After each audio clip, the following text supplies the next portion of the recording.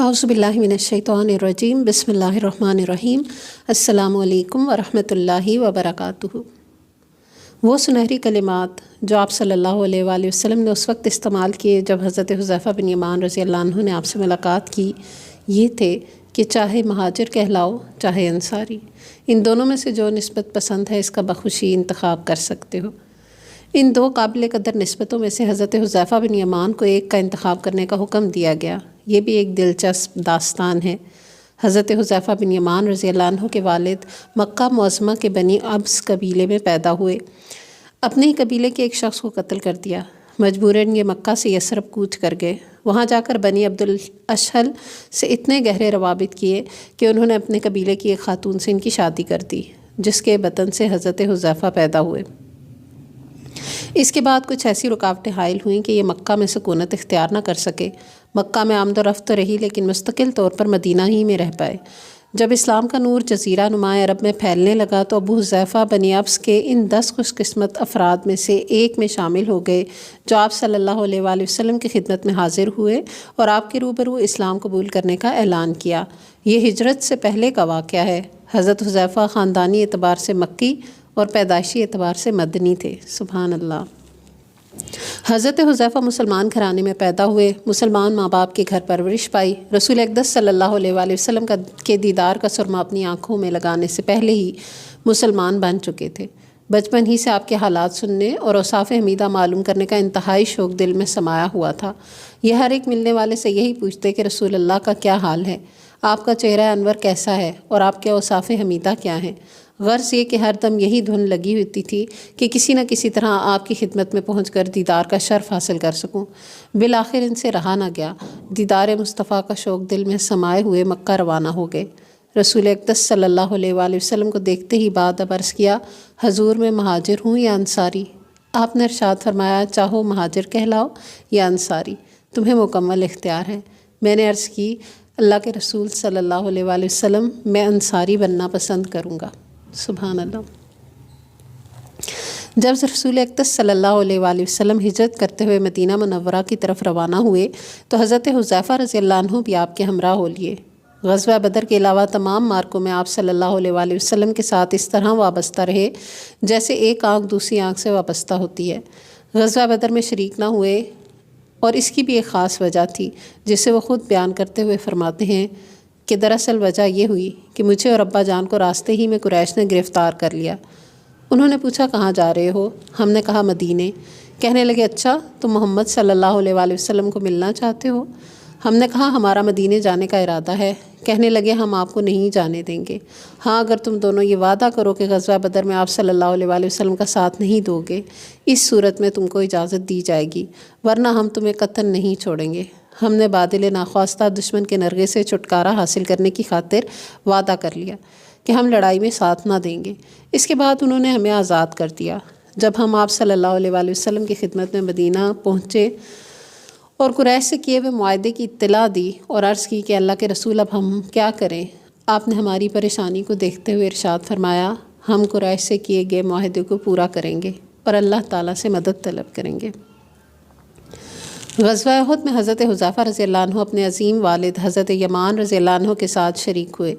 حضرت حذیفہ اس سخت آزمائش میں صحیح سالم واپس لوٹ آئے، لیکن آپ کے والد محترم شہید ہو گئے۔ ایک دفعہ آپ صلی اللہ علیہ وآلہ وسلم نے حضرت حذیفہ کا بغور جائزہ لیا تو آپ پر ان کے 3 اوصاف واضح ہوئے۔ نمبر 1، ذکاوت و بیداری مغز جو مشکلات حل کرنے میں معاون ثابت ہوتی ہے۔ نمبر 2، سرعت ادراک، پہلے ہی مرحلے میں معاملے کی تہ تک پہنچ جاتے۔ اور نمبر 3، رازداری، اسرار و رموز کو سینے میں محفوظ کرنے کا ایسا ملکہ کہ کسی کو بھی کانوں کان خبر نہ ہو۔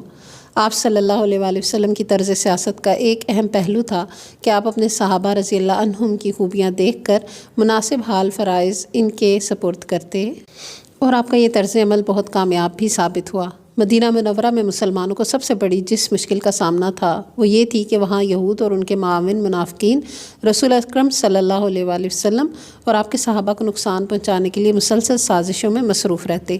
اس نازک ترین صورتحال کو دیکھ کر آپ صلی اللہ علیہ وآلہ وسلم نے حضرت حذیفہ بن یمان کو منافقین کے نام بتا دیے۔ یہ ایک ایسا سربستہ راز تھا جو آپ نے حضرت حذیفہ کے علاوہ کسی کو نہ بتایا، اور انہیں یہ حکم دیا کہ منافقین کی حرکات کا خیال رکھیں تاکہ اسلام اور اہل اسلام کے خلاف ان کی سازشوں کو ناکام بنایا جا سکے۔ اس دن سے حضرت حذیفہ رضی اللہ عنہ کو رازدان رسول ہونے کا عظیم شرف حاصل ہوا، یعنی یہ ان کا لقب بھی ہے۔ رسول اقدس صلی اللہ علیہ وآلہ وسلم نے حضرت حذیفہ رضی اللہ عنہ کی خداداد صلاحیتوں سے نازک ترین مواقع پر بھرپور فائدہ اٹھایا۔ ان کی ذہانت، ذکاوت، سرعت ادراک، معاملہ فہمی جیسے اعلیٰ اوصاف نے کئی مواقع پر نہایت مفید کارنامے سر انجام دیے۔ غزوہ خندق کے موقع پر مدینہ منورہ میں آباد مسلمانوں کو مشرکین عرب نے چاروں طرف سے گھیرے میں لے لیا۔ یہ محاصرہ بہت طویل تھا، مصائب و مشکلات کے پہاڑ ٹوٹ پڑے۔ اس مشکل گھڑی میں قریش اور ان کے حلیف بھی چنداں آسودہ حال نہ تھے۔ اچانک ایک تیز آندھی چلی جس نے دشمن کے خیمے اکھاڑ دیے، پکی پکائی دیگیں الٹا دیں، چراغ گل کر دیے، چہرے خاک آلود ہو گئے، آنکھیں اور ناک مٹی سے بھر گئے۔ آن واحد میں دشمن کی طاقت مزمحل ہو گئی اور فاسد عزائم خاک میں مل گئے۔ جنگی نقطہ نگاہ سے اس قسم کے نازک ترین مواقع پر شکست اس فوج کو ہوتی ہے جو پہلے آہوزاری کرنے لگے، اور اس فوج کو کامیاب و فاتح قرار دیا جاتا ہے جو صبر و تحمل کا مظاہرہ کرے۔ اس موقع پر آپ صلی اللہ علیہ وآلہ وسلم کو حضرت حذیفہ بن یمان کے تجربہ و مہارت کی ضرورت پیش آئی۔ آپ نے انہیں دشمنان اسلام کے اندرونی حالات معلوم کرنے روانہ کیا تاکہ یہ صورتحال کا جائزہ لے کر آگاہ کریں۔ آپ اپنا بھیس بدل کر اپنی جان ہتھیلی پر رکھتے ہوئے دشمن کی صفوں میں جا گھسے اور کسی کو خبر تک نہ ہونے دی۔ اس موت کے سفر کی روداد ہم آپ کو حضرت حذیفہ ہی کی زبانی سناتے ہیں۔ حضرت حذیفہ رضی اللہ عنہ بیان کرتے ہیں، ایک رات ہم صف بنائے بیٹھے تھے۔ ابو سفیان کا خیمہ بالائی جانب تھا۔ یہودی قبیلے بنو قریظہ کے افراد نشیبی علاقے میں براجمان تھے۔ مجھے ان کی طرف سے خطرہ تھا کہ یہ کہیں ہماری خواتین اور بچوں کو نقصان نہ پہنچائیں۔ اتنی تیز آندھی اور تاریک رات ہم نے کبھی نہ دیکھی تھی۔ آندھی کی آواز بجلی کی کڑک کی مانند تھی۔ ظلمت شب کا حال یہ تھا کہ کوئی اپنا ہاتھ قریب سے بھی نہیں دیکھ پا رہا تھا۔ منافقین آپ صلی اللہ علیہ وآلہ وسلم سے اجازت طلب کرنے لگے کہ ہمارے گھر کھلے ہیں، کوئی حفاظتی اقدامات نہیں، دشمن آسانی سے گھروں میں داخل ہو کر مال و عزت کو ناقابل تلافی نقصان پہنچا سکتا ہے۔ حالانکہ ایسا خطرہ تھا نہیں، بلکہ وہ کس بیانی سے کام لے رہے تھے، یعنی جھوٹ بول رہے تھے۔ البتہ آپ سے جس نے بھی اجازت طلب کی، آپ نے فراغ دلی سے اجازت دے دی۔ یوں منافقین آہستہ آہستہ کھسکنے لگے، یہاں تک کہ صرف 300 مسلمان باقی رہ گئے۔ ایک رات آپ صلی اللہ علیہ وآلہ وسلم نے گشت کیا۔ ایک مجاہد کا حال معلوم کرتے ہوئے جب میرے پاس پہنچے، میں نے ایک چھوٹی سی چادر اوڑھ رکھی تھی۔ سردی، بھوک اور تھکاوٹ کی وجہ سے گھٹنوں میں سر دیے بیٹھا تھا۔ آپ نے دریافت کیا کون ہو؟ میں نے عرض کیا اللہ کے رسول، میں آپ کا خادم حذیفہ ہوں۔ آپ نے فرمایا حذیفہ تم یہاں کیسے بیٹھے ہو؟ عرض کی بھوک اور سردی نے نڈھال کر رکھا ہے۔ آپ نے رازدارانہ انداز میں ارشاد فرمایا دیکھو دشمن اس وقت نازک ترین صورتحال سے دوچار ہے، تم اس طرح کرو کہ چپکے سے دشمن کے لشکر میں شامل ہو جاؤ اور صحیح صورتحال کا جائزہ لے کر مجھے اطلاع دو کہ اب ان کے عزائم کیا ہیں۔ آپ کا حکم سن کر میں جلدی سے اٹھا، لیکن میرے دل پر دشمن کا خوف طاری تھا اور پورا جسم سردی سے کپکپا رہا تھا۔ میری حالت دیکھ کر آپ نے میرے حق میں یہ دعا کی، الہی حذیفہ کے آگے پیچھے، اوپر نیچے اور دائیں بائیں سے حفاظت فرما۔ بخدا آپ نے ابھی دعائیہ کلمات پورے نہ کیے تھے کہ میرے دل سے دشمن کا خوف جاتا رہا اور سردی کا احساس بھی نہ رہا۔ جب اس مشن کے لیے روانہ ہوا تو آپ نے مجھے نصیحت کی کہ تم نے صرف دشمن کے اندرونی حالات معلوم کرنے ہیں، اس کے علاوہ کوئی کسی قسم کا اقدام نہیں کرنا۔ میں یہ نصیحت سن کر رات کی تاریکی میں چھپتا ہوا دشمن کی صفوں میں جا گھسا۔ میں نے کسی کو محسوس تک نہ ہونے دیا۔ میں اس طرح گھل مل گیا جیسے میں انہی کا فرد ہوں۔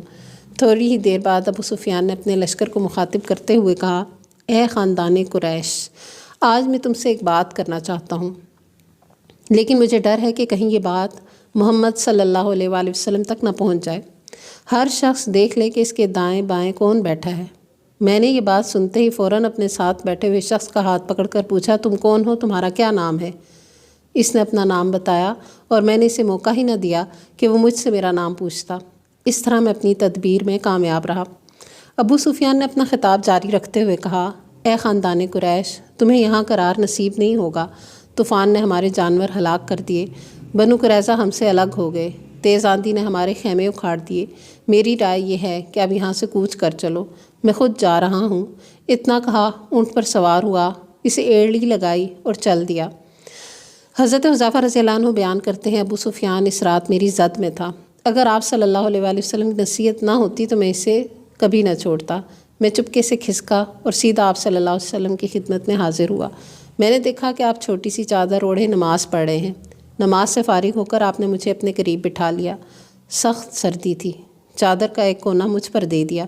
میں نے دشمن کے پسپا ہونے کی روایت سنائی تو آپ یہ سن کر بہت خوش ہوئے اور اللہ سبحانہ وتعالیٰ کی حمد و ثنا کرنے لگے۔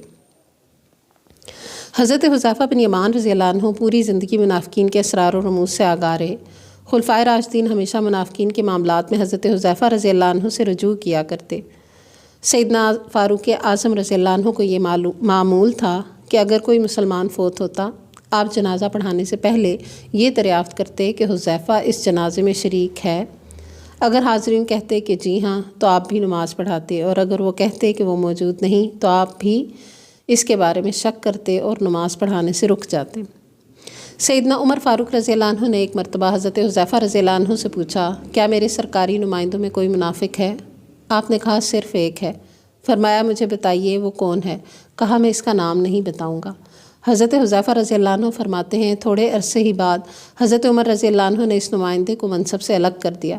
مجھے یوں معلوم ہوا کہ اس سلسلے میں اللہ تعالیٰ نے سیدنا فاروق اعظم رضی اللہ عنہ کی رہنمائی فرمائی۔